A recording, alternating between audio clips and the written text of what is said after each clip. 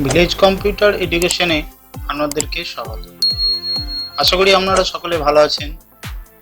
আপনারা গত দুটি ভিডিও পার্ট 1 এবং পার্ট 2 এ দেখেছেন যে কম্পিউটারের ক্লাসিফিকেশন, কম্পিউটার কাকে বলে এবং কম্পিউটারের হার্ডওয়্যার সম্পর্কে পার্ট 1 এবং পার্ট 2 নিয়ে আলোচনা করেছি।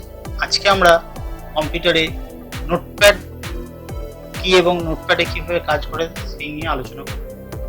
দেখুন, কম্পিউটারের বেসিকে এসে কম্পিউটার আমরা নোটপ্যাডটা নিয়ে আলোচনা করবো এই জন্যই যে কম্পিউটারের নোটপ্যাড হচ্ছে এমন একটা জায়গা যেখানে শর্টকাট কিগুলো আমরা সহজেই জানতে পারি। প্রথমে কি করবেন, স্টার্টে ক্লিক করবেন। স্টার্টে ক্লিক করে দেখুন নোটপ্যাড, এখানে ক্লিক করবেন। ক্লিক করার সঙ্গে সঙ্গেই নোটপ্যাডের এই ইন্টারফেসটা আসবে। এখানে তিনটে অপশন আছে, একটা ক্লোজ, একটা ম্যাক্সিমাইজ, এটা মিনিমাইজ। ম্যাক্সিমাইজ করলে ফাইলটা এত বড় হবে, ক্লোজ করুন, এটা একটা পদ্ধতি। দ্বিতীয় পদ্ধতি হচ্ছে যে স্টার্টে ক্লিক করে এখানে নোটপ্যাড টাইপ করুন। দেখুন নোটপ্যাড টাইপ করার সঙ্গে সঙ্গেই উপরে চলেছে, দেখুন নোটপ্যাড পুরোটা টাইপ করতে হবে না, তো নোটপ্যাডে ক্লিক করুন। এই পদ্ধতিতে আপনারা নোটপ্যাডটা চালু করতে পারবেন। নোটপ্যাডে কিছু অংশ টাইপ করবেন, প্রথমেই কিছু অংশ কিবোর্ডের সাহায্যে টাইপ করে নেবেন। কারণ হচ্ছে টাইপ আপনি যত বেশি করবেন ততই ভালো, কারণ কম্পিউটারের যে কোনো পরীক্ষা বা ইন্টারভিউ দিতে যাবেন প্রথমেই টাইপিং টেস্ট নেওয়া হয়, সেই জন্য বাড়িতে কিছু কিছু সময় টাইপিং প্র্যাকটিস করবেন। কিছু অংশ টাইপ করে নিই। টাইপ করার পর আমরা কাজগুলো একটা একটা করে দেখি। প্রথমে আমি টাইপ করে নিলাম, কিছু অংশ টাইপ করে নিলাম। দেখুন লেখাটা ডান দিকে সরে সরে সরে সরে চলে যাচ্ছে, নিচে এই বারটা ধরে রাখলে এদিকে নিচে চলে আসবে, আবার এদিকে দেখতে পাবেন। এটা কেন হয়? দেখুন এখানে একটা অপশন আছে ফরম্যাট। ফরম্যাট ক্লিক করুন। ফরম্যাটে প্রথম অপশন হচ্ছে ওয়ার্ড ওয়ার্ক, এখানে যদি ক্লিক করে দেন আমরা পুরো লেখাটা একসাথে দেখতে পাবো। আর যদি টিক চিহ্ন না থাকে তাহলে এই লেখাটা ভিতর দিকে চলে যাবে, সেই জন্য ফরম্যাটে ক্লিক করে ওয়ার্ড ওয়ার্ক ক্লিক করলে এই অংশটা থাকবে। এবার দেখুন ফরম্যাটের ভিতরে ফন্ট, ফন্টে তিনটে অংশ আছে, ফন্ট, ফন্ট স্টাইল এবং সাইজ। লেখার সাইজ কত করবেন এখানে উপর নিচে করলেই দেখতে পাবেন। আমি যদি 72 করি, ওকে করি, এবং লেখাগুলো বড় বড় হয়। আবার যান ফরম্যাটে, ফরম্যাটে যে ফন্টে ক্লিক করুন। যদি লেখার সাইজ ছোট করতে চাই 14 করি, আরও ছোট হয়ে যাবে। আর একটু বড় করতে চাই, ফরম্যাটে যে ফন্ট, লেখার সাইজ একটু বড় করলে বড় হয়ে যাবে। এবার ফরম্যাটে যে ফন্টে যান, তাহলে লেখার সাইজ ছোট বড় করা শিখলাম। লেখার এইখানে দেখতে পাচ্ছেন italic, regular, bold, narrow bold. Italic মানে হচ্ছে লেখাটা বাঁকা বাঁকা হবে, আর বোল্ড মানে লেখাটা মোটা মোটা হবে, এবং লেখাটা মোটা মোটা হবে। আর ইটালিক মানে লেখাটা বাঁকা বাঁকা হবে, লেখাটা বাঁকা বাঁকা হবে, ইটালিক। আর এখান থেকে ফন্টে গিয়ে আমরা লেখার ধরন, বিভিন্ন ধরনের ডিজাইন এখানে আছে, আমরা এখানে ফন্টটাকে চেঞ্জ করে দিতে পারবো। এর যদি আমি এরকম করে ক্লিক করি, দেখুন এরকম লেখা হবে। তাহলে ফরম্যাটে যে ফন্ট, তাহলে আমরা ফরম্যাটে ফন্ট, ফন্ট স্টাইল এবং সাইজটা দেখলাম। ওকে করুন, দেখুন। এরপর দেখুন এই যে লিখলাম, লেখার পর এটাকে যদি আমি সংরক্ষণ করতে যাই বা সেভ করতে যাই কম্পিউটারে, কি করব? ফাইলে যাব, ফাইলে যে সেভে ক্লিক করব। সেভে ক্লিক করার সঙ্গে সঙ্গে এরকম একটা ছক বা তালিকা আসবে। তালিকায় এখানে দেখুন লেখা রয়েছে ফাইল নেম। এই যে আমি কাজটা করলাম, এর কি নাম দেবো? যে কোনো একটা নাম দিলাম, নাম দিলাম এটার নাম দিলাম, যে কোনো নাম দিতে পারেন, নিয়ে সেভে ক্লিক করতে পারেন। কিন্তু তার আগে লক্ষ্য রাখতে হবে আমরা কোথায় সেভ করছি। যে বাঁ দিকে যে অপশনগুলো দেখতে পাচ্ছেন, আমি ডেস্কটপে সেভ করবো মনে করি। ডেস্কটপে ক্লিক করলাম, সেভে ক্লিক করে দিলাম। দেখুন এইখানে আমার নামটা চলেছে সোয়াতা 1। তো এই জায়গাটাই আমার নামটা, তার মানে বুঝতে হবে যে এটা আমার কম্পিউটারে সেভ হয়ে গেছে। তো ক্লোজ করে দিই, ক্লোজ করে দিই। আবার যদি ওপেন করতে চাই কি করবো? স্টার্টে ক্লিক করি, নোটপ্যাডটা ক্লিক করলাম, সেভ করা শিখলাম। এবার ওপেন করবো, ফাইলে যাব, ফাইলে যে ওপেন, ওপেনে ক্লিক করে ডেস্কটপে ক্লিক করে দেবো, যেহেতু ডেস্কটপে আমি সেভ করেছিলাম। এবার চলে আসুন নিচে দিকে, দেখুন সোয়াতা 1 নামে সেভ হয়েছে। সোয়াতা 1-এ ক্লিক করলাম, ওপেনে ক্লিক করলাম, দেখুন পুরোনো ফাইলটি আমার ওপেন হয়ে গেল। তাহলে ফাইলে কি দেখলাম? ওপেন দেখলাম, সেভ দেখলাম। সেভ অ্যাজ, সেভ অ্যাজ কি? সেভ অ্যাজ হচ্ছে একটি ফাইলের অনেক কটা নাম আপনি দিতে পারবেন। এই যেমন সুয়াতা1 দিলাম এই ফাইলটা, এই ফাইলটারই আর একটা আমি নাম দিতে পারবো। কি নাম? ফাইলে যে সেভ অ্যাজ করি, যদি ফাইল সুয়াতা1 লিখেছিলাম, সুয়াতা ওর সাথে 2 মানে 12 যোগ করে দিলাম, সেভ করে দিলাম। একই বিষয় দুটো নামে সেভ করলাম, সুয়াতা1 সুয়াতা12। দেখুন ডেস্কটপে আছে কিনা। ডেস্কটপে দেখুন সুয়াতা12 এবং সুয়াতা1। তাহলে ফাইলে গিয়ে আমরা যে সেভ এবং সেভ অ্যাজ দেখলাম, বুঝতে পারলাম বিষয়টা। সেভ হচ্ছে নাম দেওয়া এবং সেভ অ্যাজ হচ্ছে একই ফাইলের আর একটা নাম। ওপেন করলাম, ওপেনে যে আমরা দেখলাম, ওপেনে যে ক্লিক করলাম, সুয়াতা12 এ ক্লিক করে ওপেন করলাম, দেখুন সেই লেখাটাই ওপেন হলো। তাহলে আমরা এখানে ওপেন দেখলাম, সেভ দেখলাম, সেভ অ্যাজ দেখলাম। এরপর দেখবো পেজ সেটআপ। আমরা যে এই পেজটার উপরে কাজ করছি সেই পেজটার সাইজ কত হবে। পেজ সেটআপে ক্লিক করুন, দেখুন এখানে লেটার হয়ে রয়েছে, এখানে ক্লিক করি, এখানে A4 করবেন, সাধারণত উপর দিয়ে যান A4 এ ক্লিক করে ওপর করে দেন, তাহলেই পেজ সেটআপ হয়ে যাবে। ফাইলে যে নাম প্রিন্ট, যদি এখানে প্রিন্ট ক্লিক করে দিই তাহলে এই লেখাটা আমাদের প্রিন্ট আউট হবে, আর এক্সিস করলে আমরা বেরিয়ে যাব।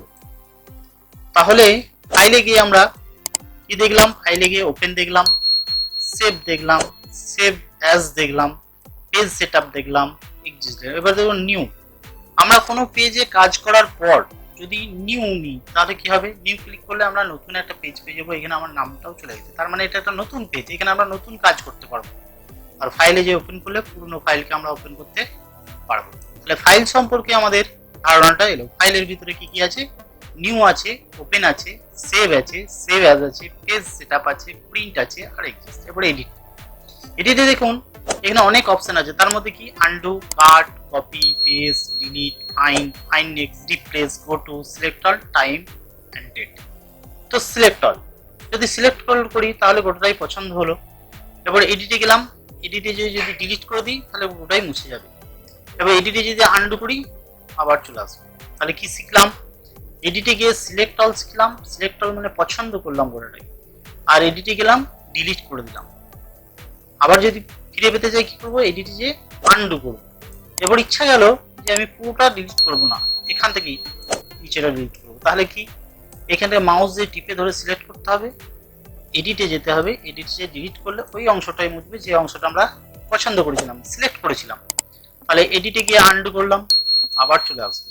ঠিক আছে, তাহলে এডিটে কি দেখলাম, সিলেক্ট অল দেখলাম, আনডু দেখলাম। এরপর কপি দেখবো। কপি, কপি কি, এডিটে গিয়ে সিলেক্ট করে নিলাম, প্রথমে সিলেক্ট অল, এডিটে যে কপিতে ক্লিক করলাম, কার্সারে এখানে জায়গা দেখালাম যে এখানে আমি পেস্ট করতে চাই, এই লেখাটাই এখানে পেস্ট করতে চাই, তো এডিটে যে পেস্ট করে দেব, যেহেতু কপি করে নিয়েছি। আবার যদি পেস্ট করি তাহলে লেখার সংখ্যাটা আমার বাড়তেই থাকবে। তাহলে এডিটে কি শিখলাম, এডিটে যে সিলেক্ট অল শিখলাম, কপি শিখলাম, পেস্ট শিখলাম, ডিলিট শিখলাম, আনডু শিখলাম, সিলেক্ট অল শিখলাম, এগুলো সব শিখলাম।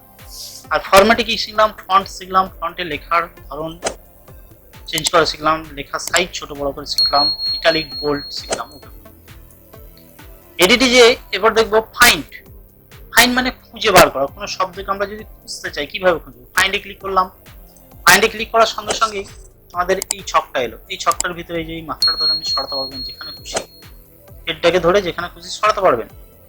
এখানে কোনো শব্দকে আমরা যে খুঁজতে চাই, ধরুন অনেক লেখা আছে, তার মধ্যে আমরা কোনো শব্দকে খুঁজবো, মনে করুন আমি অনটাকে খুঁজবো, অন লিখলাম, দিয়ে ফাইন্ডে ক্লিক করলাম, বলছে নেই অন লেখা নেই, কিন্তু কি আছে এখানে দেখুন আপ অ্যান্ড ডাউন আছে। আপ করুন, দেখুন নিচে থেকে খুঁজে খুঁজে যাবে উপর দিয়ে, দেখুন দেখাচ্ছি অন কোথায় কোথায়, বলছে উপর দিয়ে আর নেই।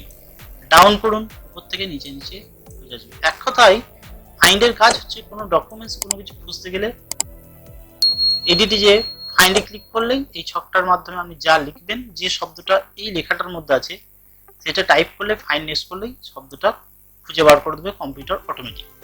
এবার এডিটে আসুন, এডিটে গিয়ে রিপ্লেস ক্লিক করুন, রিপ্লেস। রিপ্লেসে ক্লিক করলে আমরা দেখুন এখানে অনেক শব্দ আছে, দেখা গেল যে যে শব্দটাকে আমাকে পরিবর্তন করতে হবে, ওর পরিবর্তে অন্য একটা শব্দ লিখতে হবে। ধরে নেন ও লেখা আছে, যতগুলো ও আছে আমি সব 900 লিখব, তাহলে উপরে ও লিখলাম, নিচেই 900 লিখলাম, তাহলে উপরে ও লিখলাম, যে শব্দটা এখানে আছে সেই শব্দটা উপরে লিখলাম, নিচে 900 লিখলাম। এবার রিপ্লেস অল যদি করে দিই কি হবে, দেখুন যতগুলো 900 হয়েছে, এখানে একটা 900, এখানে একটা 900, যতগুলো 900 আছে সব কি ছিল, ও ছিল। তাহলে একটা ক্লিকেই আমার সব ওগুলোকে 900 করে নিতে পারলাম। তাহলে রিপ্লেসের ক্ষেত্রে আমরা এডিটে রিপ্লেসে ক্লিক করলে এই ছকটা আসবে, যেটা চেঞ্জ করতে চাই সেটা উপরে লিখবো, আর যেটা বসাতে চাই সেটা নিচে লিখবো। এবার যদি 900টাকে আমি ও করতে চাই, উপরে 900 লিখুন, নিচেই ও লিখুন, রিপ্লেস অলে ক্লিক করে দেন, দেখুন 900 গুলো আবার ও হয়ে যাবে। তাহলে কি এডিটে আমরা আন্ডু দেখলাম, কপি দেখলাম, পেস্ট দেখলাম, ডিলিট দেখলাম, ফাইন্ড, রিপ্লেস দেখলাম, সিলেক্ট অল দেখলাম, date and time. Date and টাইমটা ক্লিক করুন, এখানে ডেট এন্ড টাইমটাকে দিয়ে দেন। দেখুন কখন কাজটা করছি সেই ডেট এন্ড টাইমটা এখানে চলে আসবে অটোমেটিক। যেহেতু কম্পিউটারে যে ডেট এন্ড টাইমটা আমরা ফিক্সড করা থাকবে এখানে, সেই ডেট এন্ড টাইমটা এখানে আমরা শো করবে যে এই তারিখে এত সময় এই কাজটা আমি করেছি। এবার দেখুন এখানে দুটো জিনিস দেখানো হয়নি, একটা হচ্ছে কাট আর একটা হচ্ছে গো টু। কাট কি? কাট হচ্ছে এখান থেকে যদি আমি কেটে নিয়ে এখানে বসাতে চাই, তাহলে এটাকে প্রথমে সিলেক্ট করে নেব। সিলেক্ট করে নাও, সিলেক্ট করার পর এডিটে গেলাম, এডিটে কাট, দেখুন ওখান থেকে কেটে গেল। এখানে ক্লিক করলাম, এডিটে পেস্ট, দেখুন এখানে চলে গেল। যদি এন্টার দিয়ে দিই তাহলে উপরে লেখাটা থাকবে। তাহলে কাট মানে হচ্ছে এখান থেকে কেটে বাদ দিয়ে উপরে বা যে কোনো জায়গায় আপনি নিয়ে যেতে পারবেন। তাহলে কাট বোঝা গেল। এবার গো টু। গো টু দেখুন এখানে ইনঅ্যাক্টিভ হয়ে আছে, কেন? যেহেতু ফরম্যাটে যে ওয়ার্ড্রপটা টিক চিহ্ন করা আছে, এটা যদি বন্ধ করে দিই তাহলে দেখুন গো টুটা অ্যাক্টিভ হয়ে যাবে। যে অ্যাক্টিভ হয়ে গেল, এর কাজ কি? গো টুর কাজ কি? ধরুন অনেক লেখা আছে এখানে, অনেক লেখা টাইপ করা আছে, 2 line, 3 line, 4 line, 10 line, 12 line, তো এখানে করা আছে। এবারে আমি এটাকে বন্ধ করে দিলাম, গো টুতে চলে গেলাম। গো টুতে গিয়ে দেখুন একটা অপশন এসেছে, এখানে কটা লাইন আছে, একটা লাইন, দুটো লাইন। আমি যদি 2 নম্বর লাইনে কাজ করতে চাই, ওকে করুন, গো টু, দেখুন 2 নম্বরে কার্সারটা চলে এলো, তার মানে এই লাইনটাই আমি কাজ করতে পারবো। এডিটে যান, এডিটে যে গো টু, যদি 1 নম্বর লিখি, এটা যদি 1 লিখি তাহলে 1 নম্বরে চলে যাবে।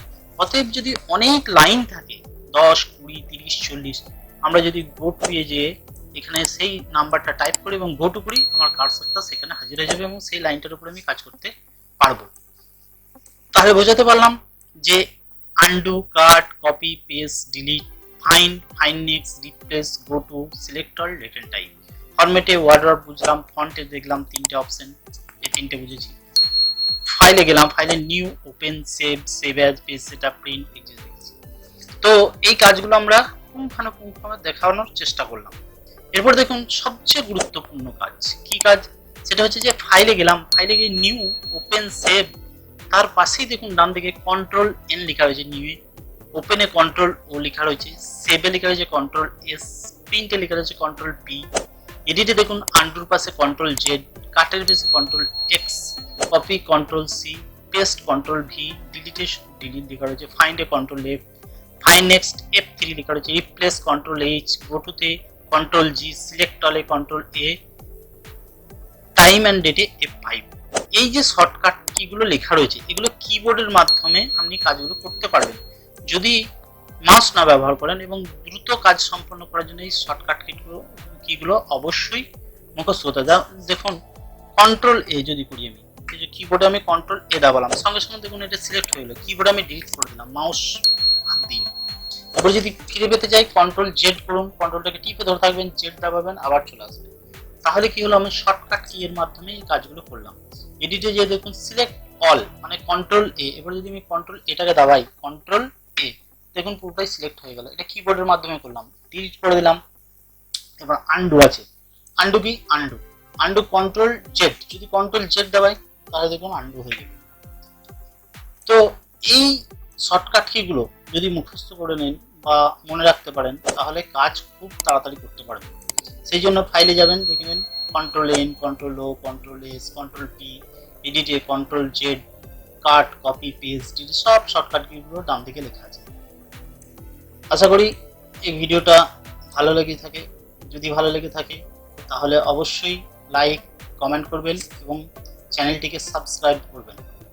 আবার দেখা হবে পরবর্তী ভিডিওতে।